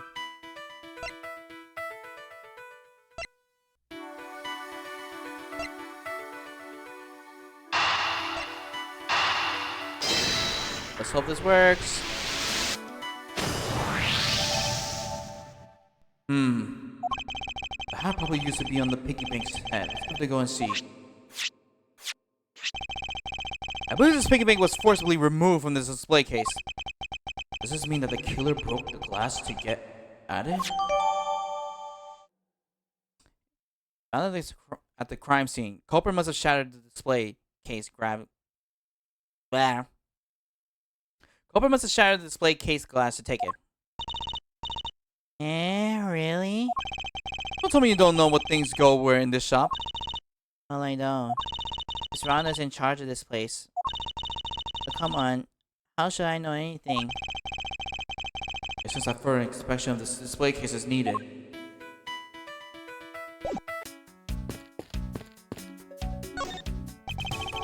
I want to inspect every suspicious nook and cranny.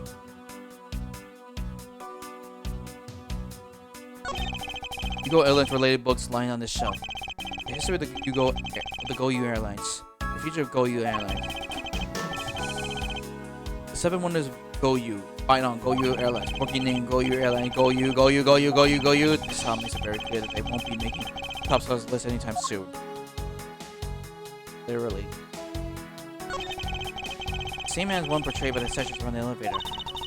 Yeah, it's a Pipoli of the founder of Go-You Airlines, Mr. Yugo Hughes. On the bottom shelf we have a cute one. The middle shelf is the realistic one. And the one on top shelf, that's the floor version. Or, are you sure about that? Let me guess. You just said the first thing that came to your mind, right? Looks like I hit the bullseye.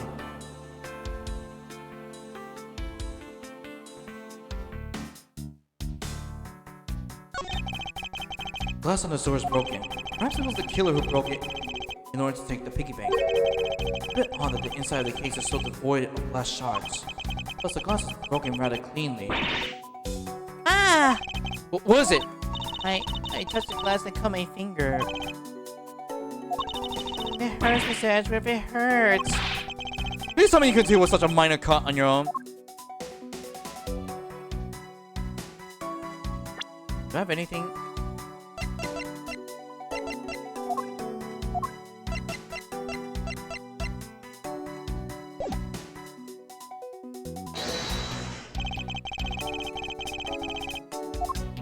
Let's go with the... Eureka! There's definitely something very unusual about this. About what? If the killer had broken the glass to get a Captain's Yugo's bank, there should be shards of glass inside the case itself. Oh, I see. Yeah, I guess it'll be like that. However, there's not a single piece of glass inside the display case, Nope. No, there isn't. which means that the glass was broken from the inside out. The wicked must have fallen over from the turbulence and right through the glass. Yeah, that's for sure. Too much glass all over the floor.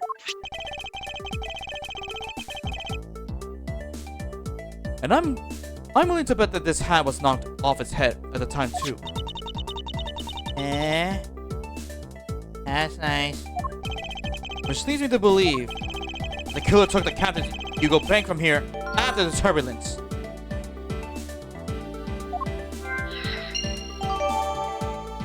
This was taken out of its display case in the in-flight shop after the turbulence.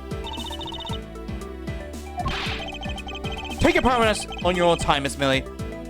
And listen when I'm talking. Ah. The murder occurred before the turbulence, which rules this piggy bank out as a murder weapon. Do you mean the bank's not the real murder weapon? It's a fake? Yes, at this point, it's a very real possibility. Then what if when the killer went to take Captain Ugo, they broke the glass by accident? The display case is locked, so that's highly unlikely. Yeah, but there's one person who could have. Oh, and who would that be? Miss Rhonda, of course. I mean, she's the one in charge of this place, so she has the keys to everything. It's Rhonda Tenaria, huh?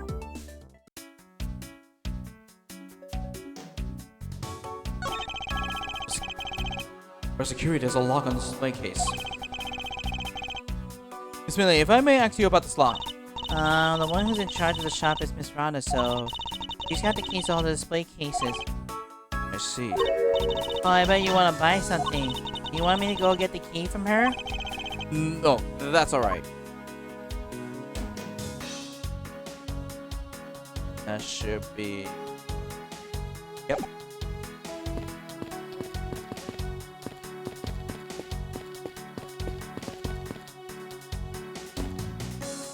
Alright.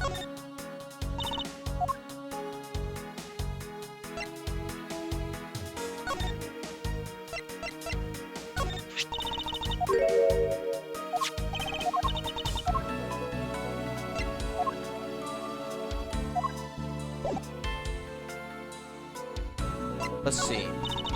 I cut my finger on those bad pieces of glass. Don't blame the glass for something you did to yourself. Just be more careful. Same to you. You're the one walking all over broken glass. You sure you okay? I'm fine. Any glass I walk on, I crush like this. That's nice. Please be careful around this display case, okay? Wouldn't want you to get hurt. Compared to the glass around my feet, the inside of the case has nothing to be afraid of. After all, no glass fragments appear to have ended up inside. Then, I guess even you can tidy up the case, right? Personal thought. Alright, I think we got to do some thinking.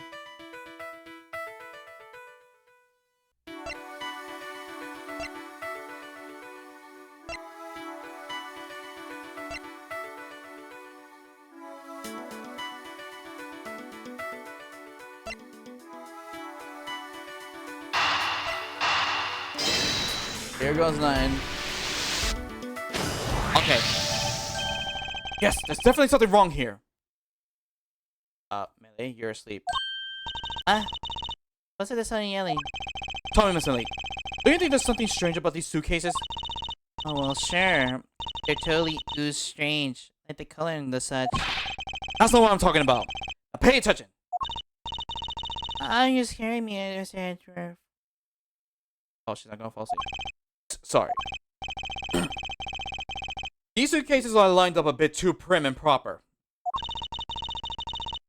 Yeah, they look a bit uptight, don't they? I guess they take after their creator. Again, that's not what I meant, Miss Melee. Don't you find it unusual that these cases are the only things undistributed by the turbulence? Never mind. I'll soon find an answer by inspecting these suitcases myself. Upon closer inspection, they are quite hideous. Oh, wait a minute, I saw... I wonder how Miss Rhonda would react if she just heard what you just said. What's wrong? Makes a good point. It'd be wise of me to watch out what I say out loud. Says I spotted something that's not quite right. What's unusual about the suitcase? What's this? What's this? Take that! Something very peculiar about these wheels. As in... As in, there are no stoppers in place on these. Without stoppers, one would think that the turbulence would have sent it flying. And... So it's very likely that the suitcase was placed here after we hit the turbulence. Let's take a closer look at it, shall we? Why is this designed? This was apparently designed by Miss Terreno herself. The design has a certain je ne sais quoi about it. Yes, perhaps the best way to put it.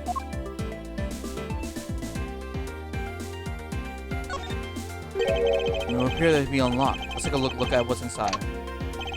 Whoa! A piece of cup! And it's soaked with blood.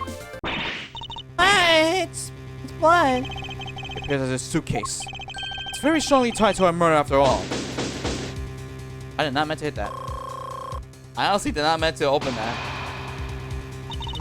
So explain this to me. What does the suitcase have to do with the murder? I believe it's pretty safe to say that the killer used this suitcase in some manner. Just to move something, perhaps. But aren't you just talking about the cloth then? That alone is too small. A larger item will be needed to move what I'm thinking of.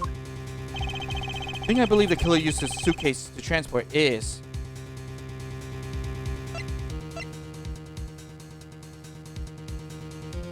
Take that! something that would fit inside a suitcase that is also covered in blood. Sounds like a dead body, doesn't it? This was used to transport the body. It was designed by Miss Rhonda. And the bloody cloth found inside the suitcase is a beautiful pattern that has been soiled by blood. But Wait a minute.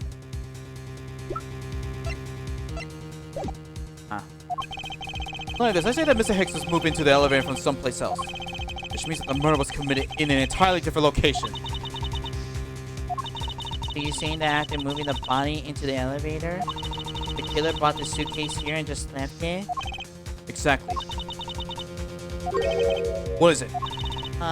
Nothing. Just that I was thinking about what Miss Rhonda said about coming here for something.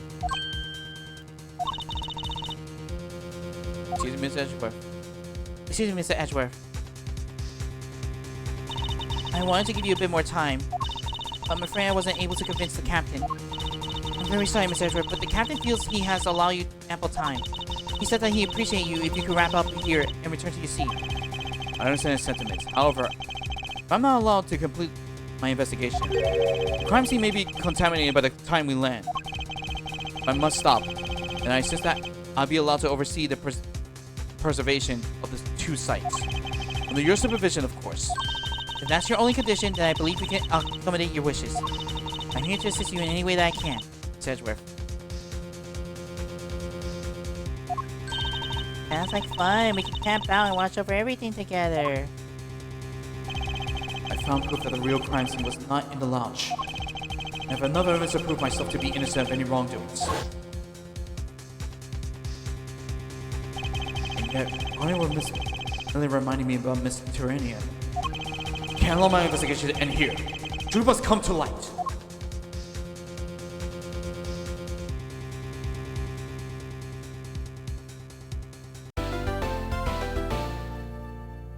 Alright.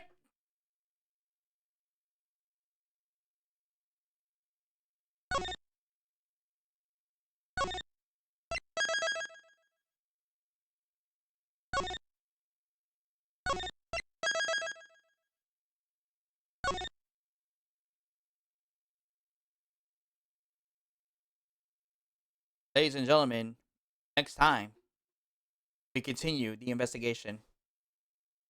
Yeah, because it's been over 2 hours. We're gonna wrap it up here. So let's go to the screen. I don't know what to say.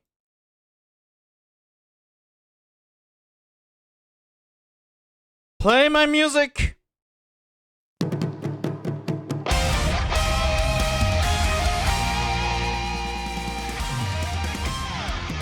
Alright, everyone, thank you so much for joining. Thank you for watching. Be sure to follow me on my socials for anything, any updates that I'm doing or whatever. And okay. Yeah, that's basically about it. So follow my socials, subscribe to my bot channel. I'll upload another Yakuza 0 bot. And we'll be back with Ace Attorney Investigations next Monday. Next stream will be this Friday for a new game. Until then, thank you all for joining, and I'll see you all on Friday. Take care, and goodbye.